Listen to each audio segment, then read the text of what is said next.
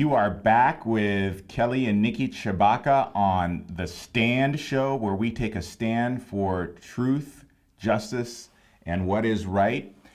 We are joined today by the Robs and enjoying this conversation about this amazing product that J. Rob has out there. It's incredible protein. I have it in my pantry. I have had it for a long time. They have whey and egg white proteins, and it's basically the best I've found out there in terms of the quality of the product, the taste.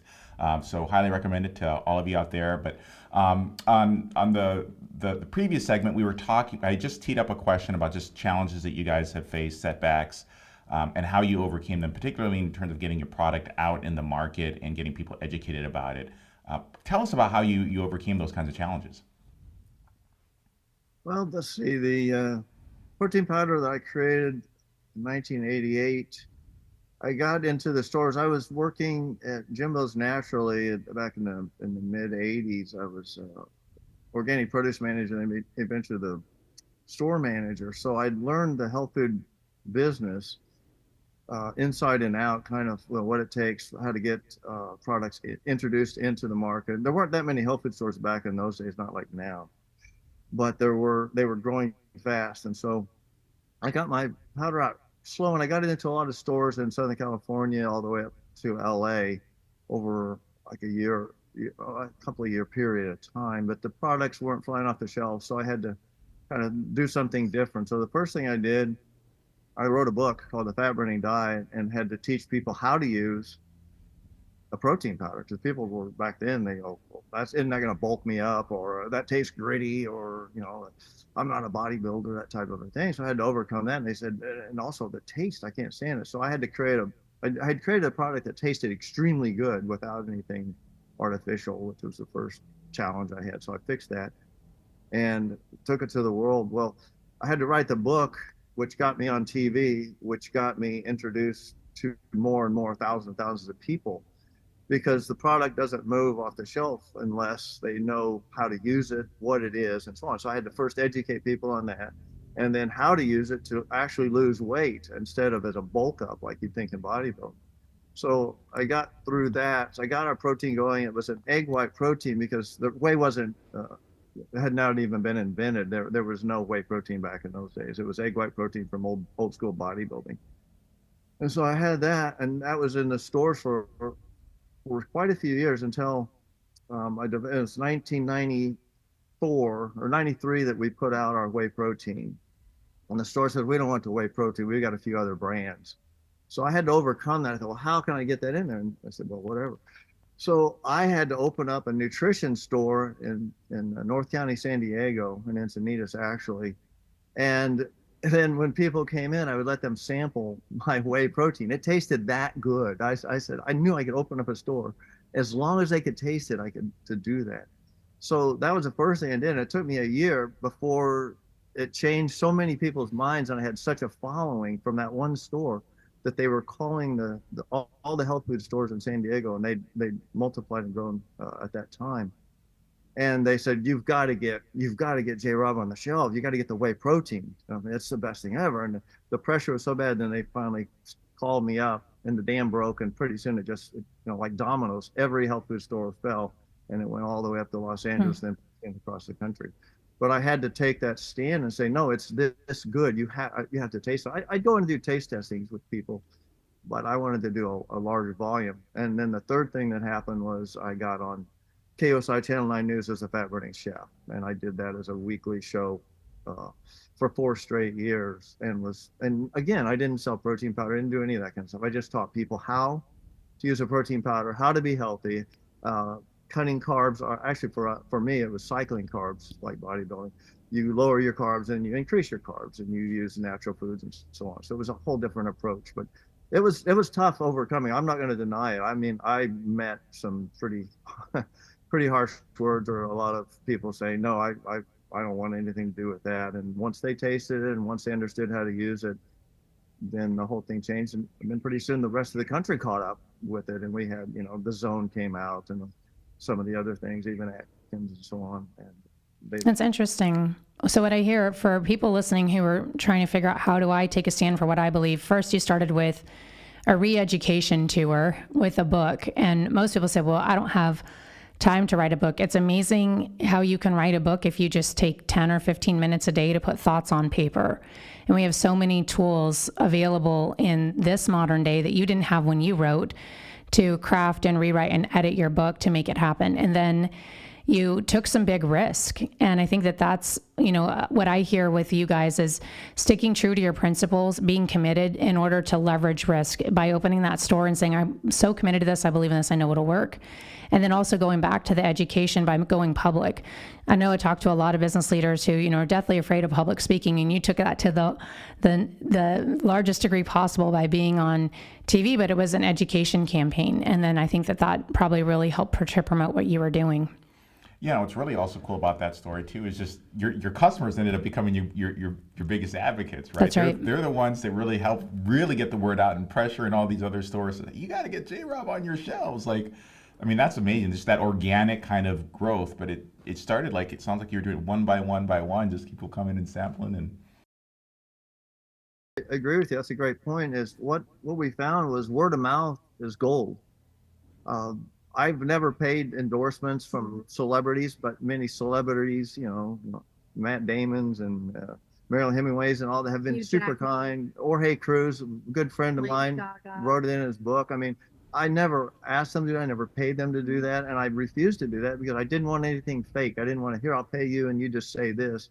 They said it on their own. And then I found out about it later or so on, or we'd read about it. And I just feel very blessed in that regard. Also, another interesting point there, like you said, education was critical because if they don't know what to do with it, they don't know protein powder. And I was teaching people basically how to burn fat with food, how to restrict not just calories, but carbs and utilize macronutrients to get an effect that you want. Because again, my bodybuilding roots really came in handy in this whole journey. And on top of that, one thing that I think really made a huge difference too was in live performances, which I love to do. So I've done about 500 weight loss seminars in my career to date. And it was interesting, always in the beginning, I would do those at the store that I would open up an account with. And that gave me a connection with the buyers, the store itself, and their customers. And it was kind of a loving thing. I just got to enjoy people, which I do, and I love sharing any information and wisdom that God's blessed me with them. And it's definitely in our business. That's the reward, I think, is being able to share something that maybe can turn someone else's life around. Mm-hmm. Like it on, and I would never want to sit on. And I use the word wisdom because wisdom, I think, is you accrue that through experience, not through going to school or a book or something somebody told you. You do that with skin in your own knees and getting up and moving forward with faith in God and then faith in life and people to make a difference. And that's what we're here for. I think we're all here to serve. You're serving now with your pocket. It's just a beautiful serving when you discover that's what this is about. Mm-hmm. Yeah. We've got about 3 minutes before a break here, but I really wanted to ask your wife. You're sitting here listening, right, to all of this, but you've been an integral part of it all along the way. And I know I can't speak for Jay, but I would imagine, so I know this as a husband, I wouldn't be where I am if it weren't for my wife, and so what was it like for you? What's this journey been like for you? If you could just talk about maybe what the biggest challenge has been for you, and how you've sort of addressed it. Well, I showed up about 22 years after he started the company. So I've only been around in the company for 14 years. Jay and I reconnected later on in life. We've known each other since I was born. So it's kind of a neat little story with that and that aspect. But when he and I reconnected, I thought, oh my gosh, again, we'd known each other forever, but then, here he is, this huge force in the health and wellness industry. And at that point in my life, I was not taking care of myself. I had 3 children. I was a single mom. And I thought, oh, crap, I better get my act together. So immediately we're falling in love over these love letters that we're emailing each other. And I thought, I had better get my act together. I went to Central Market in Dallas, Texas, bought a big bag of whey protein, J-Rob whey protein, and went on his fruit flush and his shakedown diet. I interchanged and lost 36 pounds in 3 months and started taking over. And it's interesting. Different things motivate people. And I obviously was motivated by love.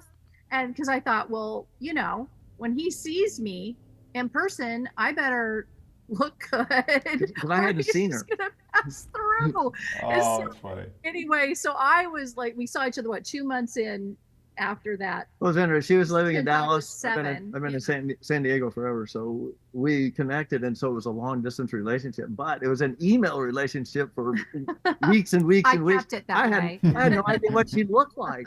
She wouldn't show me a picture or anything. So I didn't realize she was on. Obviously.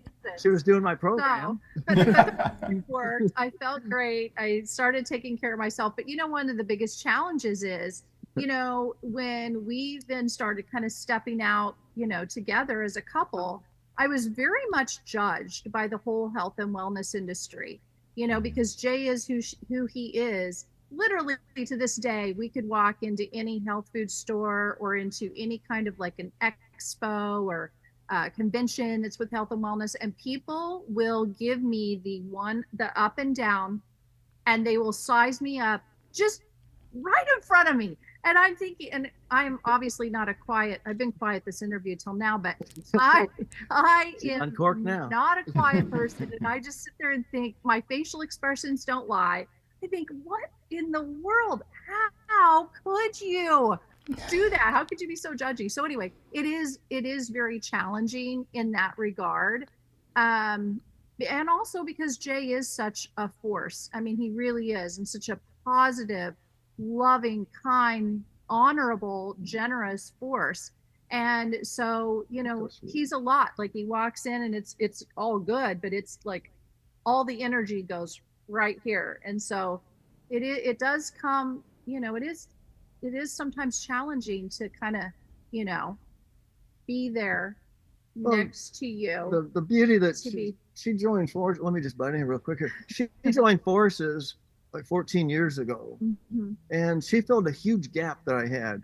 I was, when I created things and when I built the company and so on, I was always thinking, gosh, I wish I had someone with me that was into it and could give me a female insight, because I have a male perspective, and I admit I will do things in a more masculine style way that doesn't appeal to my audience. A lot of my audience, or our audience, is female. Probably 60% plus are female, because maybe 65, because that's who cares the most. The women, or the head of the household, is the woman for the food and taking care of the family that way.